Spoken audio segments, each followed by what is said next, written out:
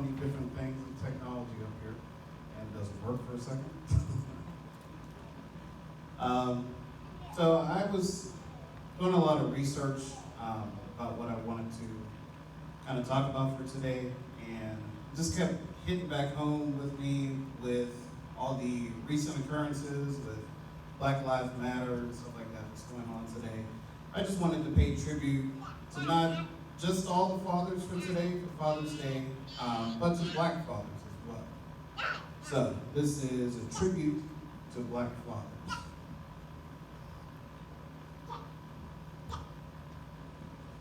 So the New York Times released an article entitled "Revealing the Lives of Black Fathers" by Maurice Berger in August of 2018.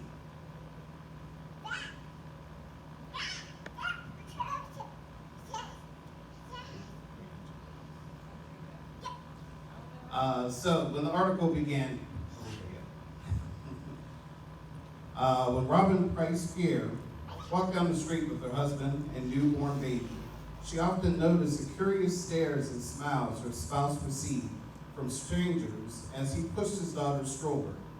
She soon realized why. It was the surprise of passerby encountering a scene that's mostly invisible in mainstream culture: a Black man as a devoted parent.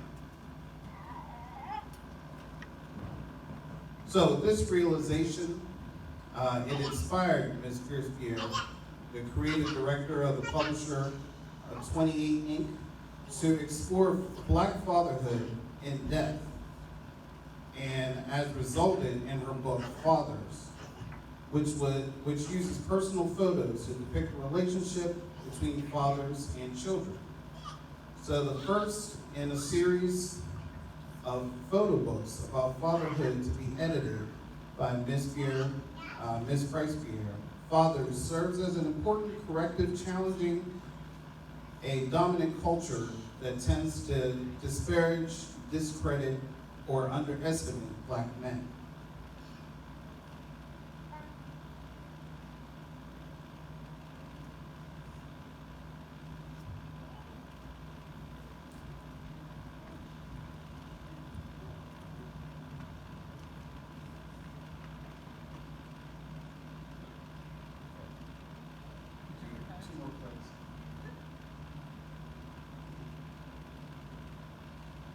So I found this article to be very interesting. So Black men are often portrayed as absent fathers that are always dodging the police so that they don't have to pay child support. It's kind of how they're always portrayed. In this article, though, it shows that some Black fathers are not only financially supportive, but also physically in their child's lives. So here are a couple of photos from her book, Fathers, just showing that they are physically there in their child's life.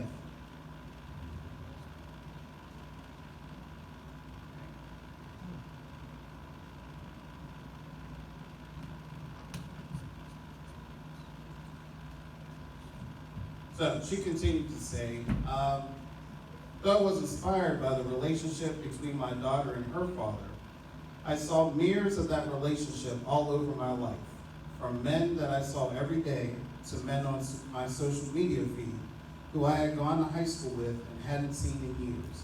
Ms. Price Pierre wrote in an email.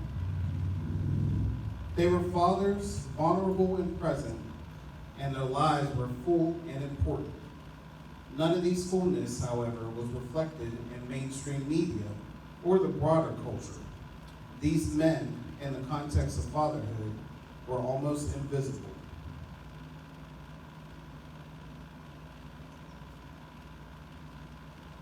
So here are a couple more pictures that she added to her book. So she actually didn't have to go far to secure over 400 pages of content, over 400 photos.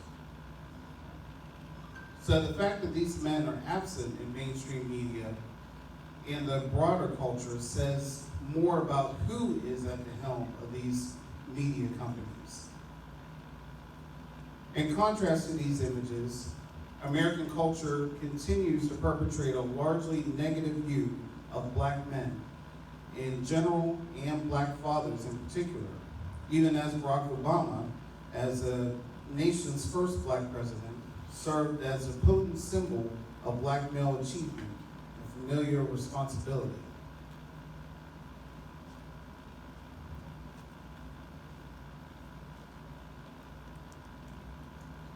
So I also, with this article, I really like that it shows that there are still God-fearing, supportive black fathers in this world today, even though it's not really depicted on social media.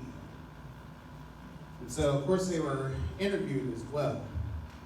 So one father wrote, to be both black and a father is to be seen by much of the world through a haze of stereotypes and half-truths.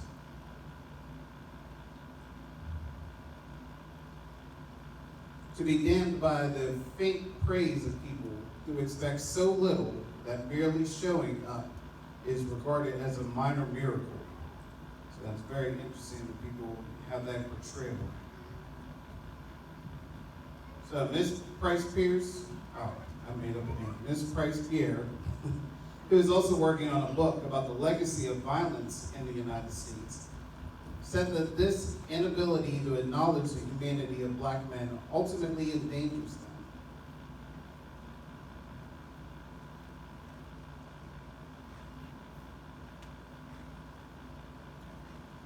So when you don't see someone's humanity, it allows you to do very unconscionable and often violent things to them, she wrote.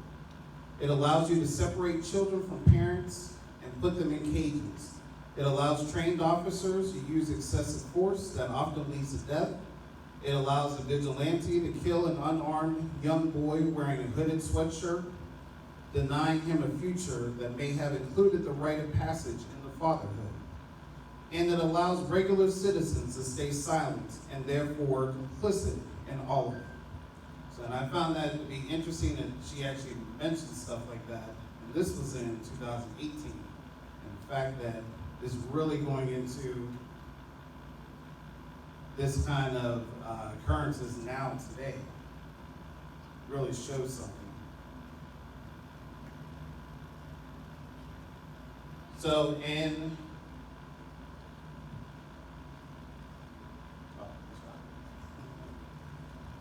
so of course in my line of work as a teacher as well, and my line of work as well, I do get to speak with a lot of children and everything, and there are a lot of times where a lot of kids kind of gravitate towards me that have an absent father. So they kind of look to me in a sense as a father figure. So I really take that to heart to make sure that I show my best example for them, so that they have a, very good example, we'll just say a good example of how a father would be.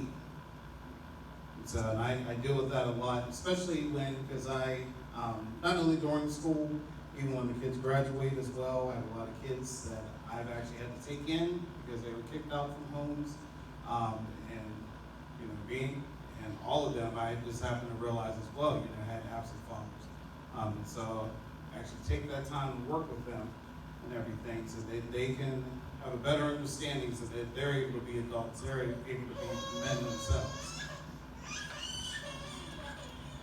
So, just a couple examples. These aren't kids that actually moved in with me, but these are some of my students.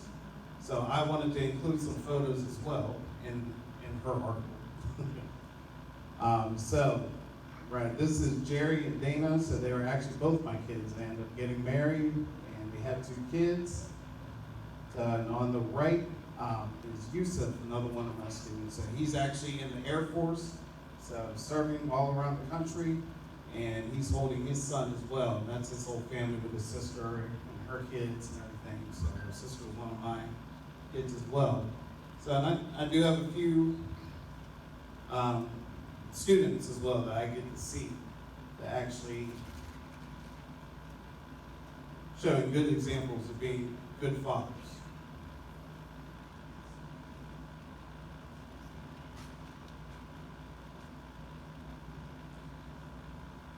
So, Ms. Pierce-Pierre continued to grow.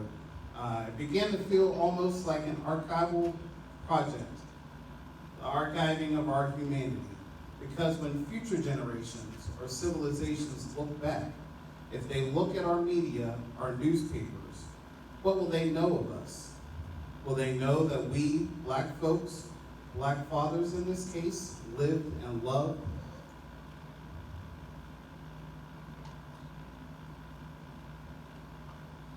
So one person in particular that I like to talk to my students about, I don't know if you guys know these people at all.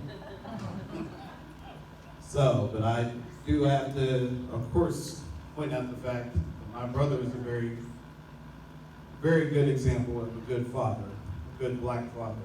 So I always make sure that I put him as an example to my kids as well, good God-fearing black father as well.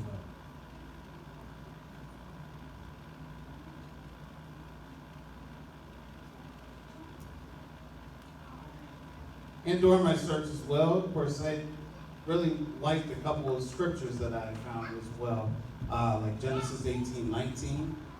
For I have chosen him so that he will direct his children and his household after him, to keep the way of the Lord by doing what is right and just, so that the Lord will bring about for Abraham what he had promised.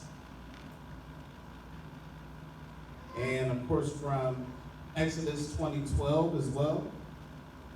So honor your father and your mother so that you may live long in the land the Lord your God is giving